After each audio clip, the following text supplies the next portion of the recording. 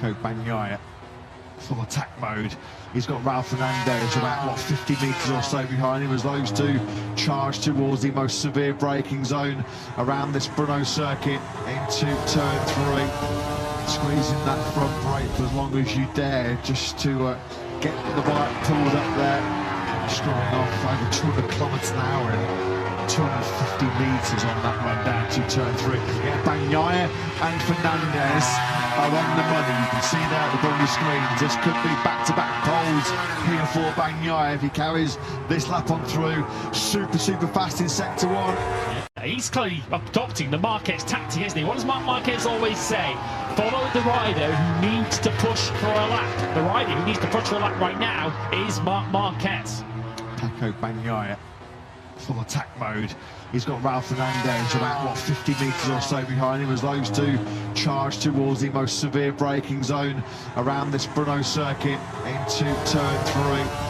Squeezing that front brake for as long as you dare, just to get the bike pulled up there. Struggling off over 200 kilometres an hour and 250 metres on that run down to turn 3. A rising star from the land of the rising sun, Trackhouse of Aprilia's Ai Ogura, the Japanese rider, 2024 MotoGP and Moto2 world champion. He carved up the record books just as he carved up this 5.4 kilometre Brno circuit this morning in a remarkable record-breaking Q2. Ai Ogura then on pole position for the first time in his MotoGP career on the front row of the grid for the very first time, and he is a massive favourite going into this afternoon's 10-lap Tissot sprint. Nobody within 0.2 of a second of the flying Ogura. This weekend, we've never seen a 151 lap in Brno.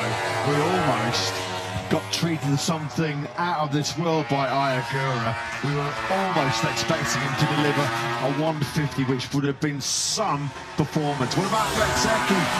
Not on the front row into the final 2 minutes of this super dramatic Q2 session here in the Grand Prix of Czechia. Bez up to 4th for the 151.428.